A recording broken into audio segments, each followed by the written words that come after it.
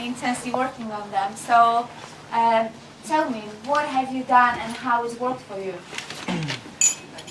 Has any one of you guys done the first strategy, just reviewing your day and doing a bit of self-editing?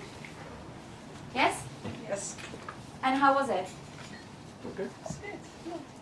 Yeah? It was, because the advice that you'd given us was to try and talk in third person, Yeah. which was awkward and strange to do, but actually even the act of doing that helped Yeah.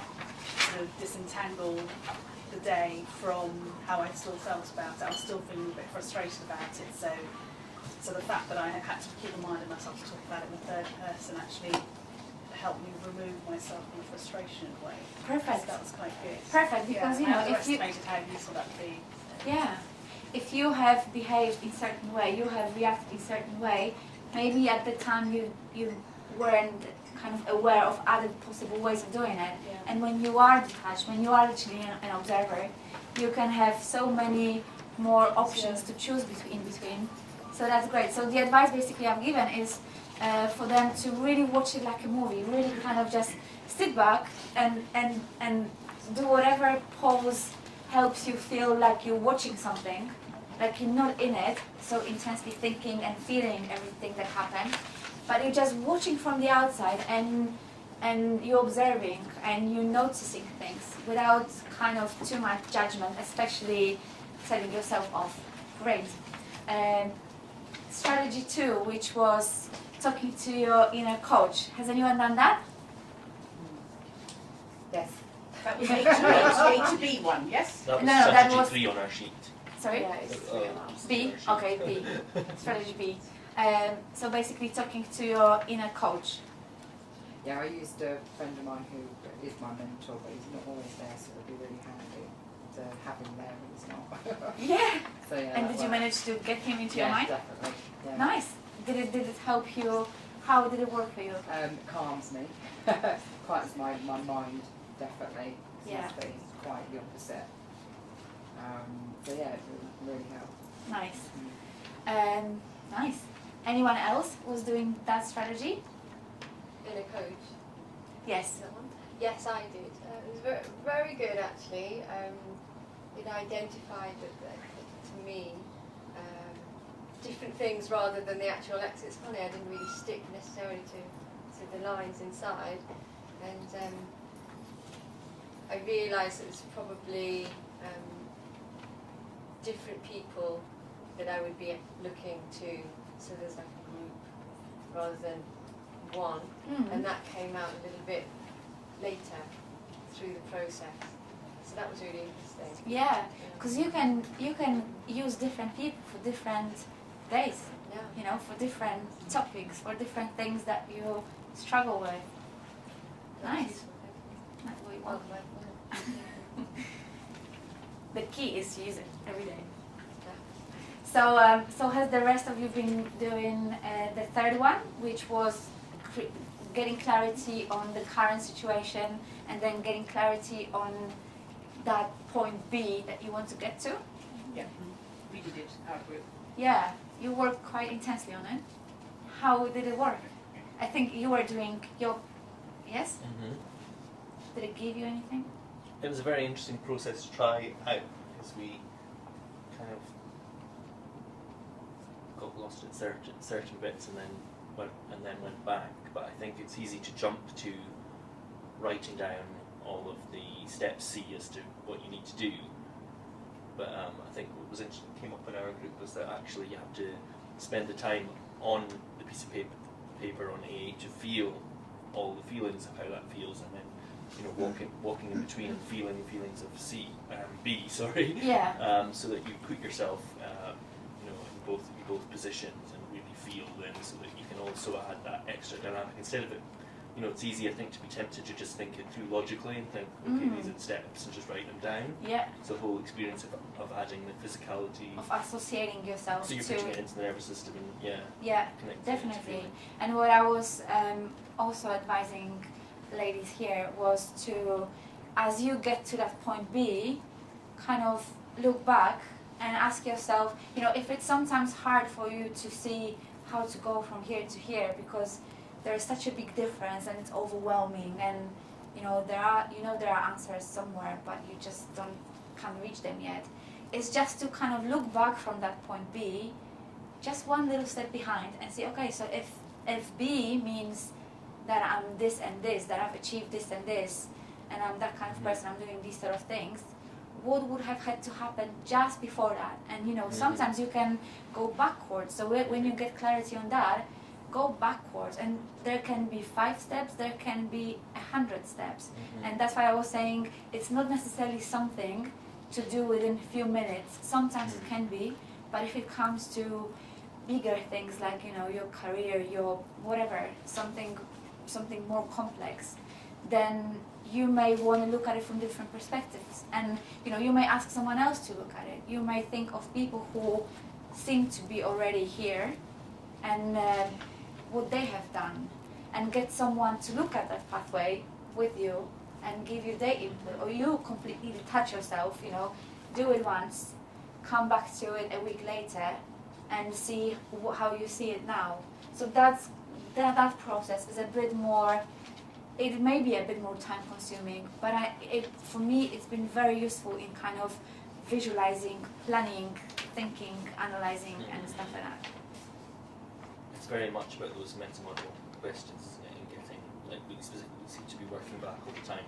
It's easy for people maybe to off the top of their head say what they need to change or where they need to be, but all of those steps of breaking it down is really what that exercise I think is mainly about, isn't it? Yeah. But also really core about the motivation and the actual intention of what is your intention behind getting from there to there, and checking the ecology to make sure that the goal is actually worthwhile achieving, and that you physically understand why you want to achieve it. I think that's what I got out. Definitely, and if you already get clarity on what drives you towards that goal, then you can always ask yourself, so what will happen if I don't get there? So that will again work to your motivation, because if you will not get something that is important, or you will lose something that is important, then that will only add even more to your motivation. We motivated towards and away from things, and sometimes we so want to avoid the consequence of not doing or not getting somewhere, that just drives us really strongly towards making things happen, towards achievement of those goals. I think it's really interesting that most people chose to do that exercise, which I think possibly demonstrates that an awful lot of people know they're not in a place that they want to be in, but perhaps have no idea how to find that part in between. Yeah, and that's kind of why the coaching comes in. And sometimes you may be able to, find your answers one little step at a time. And I'm not saying that, doing that exercise will instantly give you all the answers. But it's useful in getting clarity, and even imagining, what would happen if I did that? Would that be useful? Just trying to build that journey. It's like you're building your map from here to here. And you try things out, and then you may decide, okay, that wasn't the best way, but that's where the flexibility comes in. Maybe I can look at it from a different way. Maybe I can do something else. Stuff like that. Are there any techniques that are related to, if you ask someone to get specific and they can't get specific, like what are you going to have to do, or why do you want to feel that way, and they don't Sometimes know? What I would do, I would work on changing the state of the person.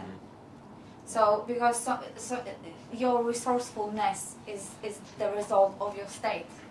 So I don't know what sort of how far you are with your NLP, but there's whole part of NLP where you're purely working on changing your state, and there is such a clear link between your state and your performance, and you can see it in your everyday life. Sometimes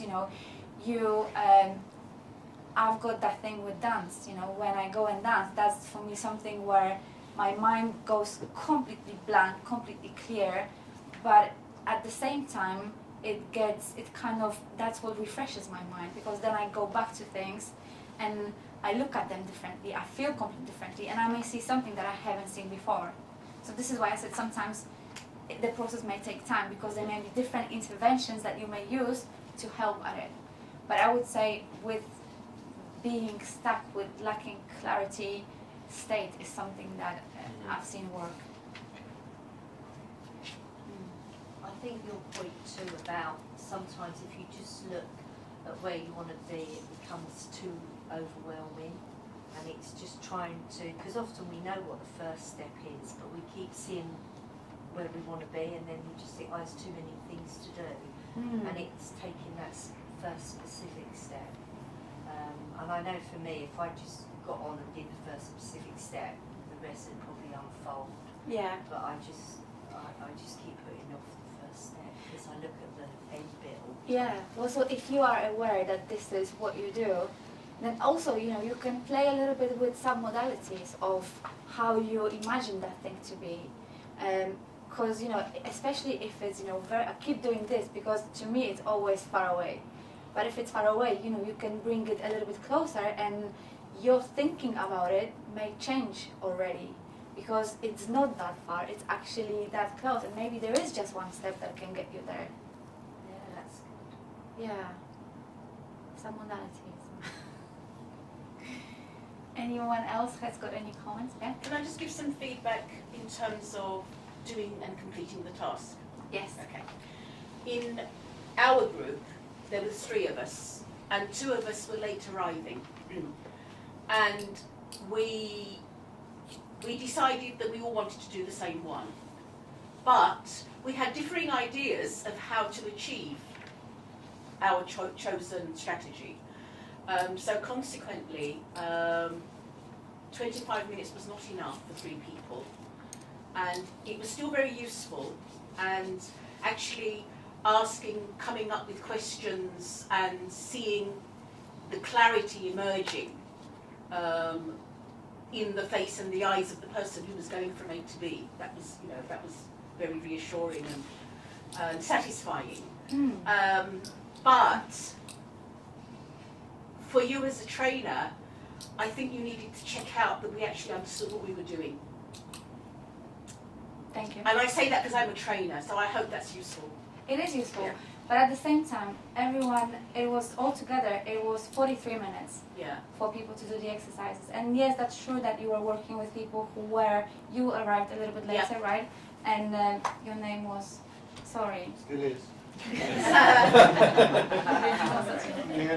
So I completely appreciate that. And I even mentioned before we started doing exercises that Yeah. this is really for you to try them out, to Yeah. see, to make it easier for yourself to do them by yourself Yeah. a little bit more easily. Yeah. So I'll take it on board, thank you. Because what was happening, you see, was that if it'd just been the 2 of us, we could have done it. Because, like, I summarised, for instance, the dissatisfaction felt by Chris, and then Emir was trying to write them down, so I had to repeat to him and check out with Chris that my, synopsis was accurate.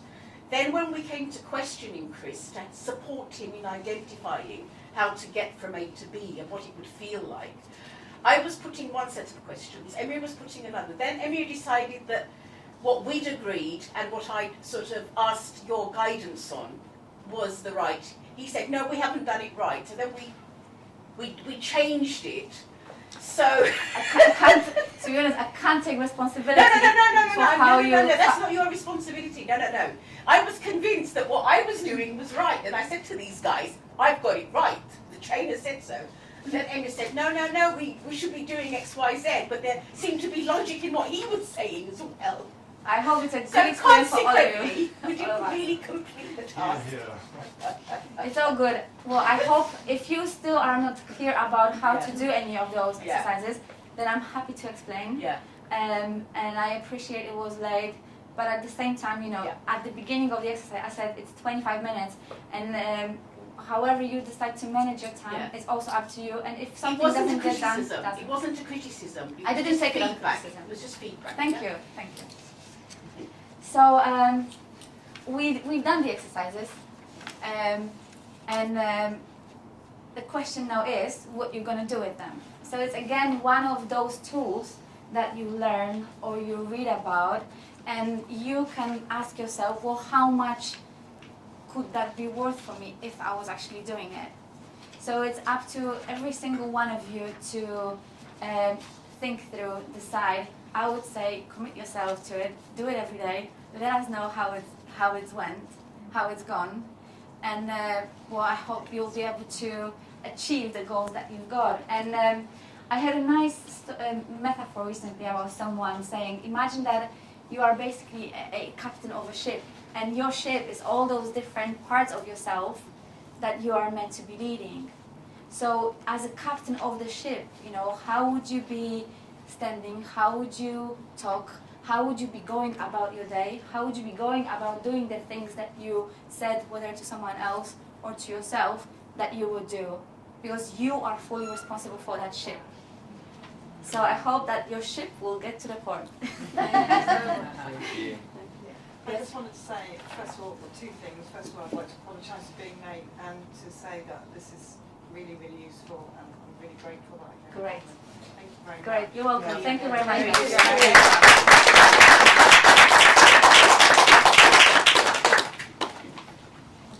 You're free to go.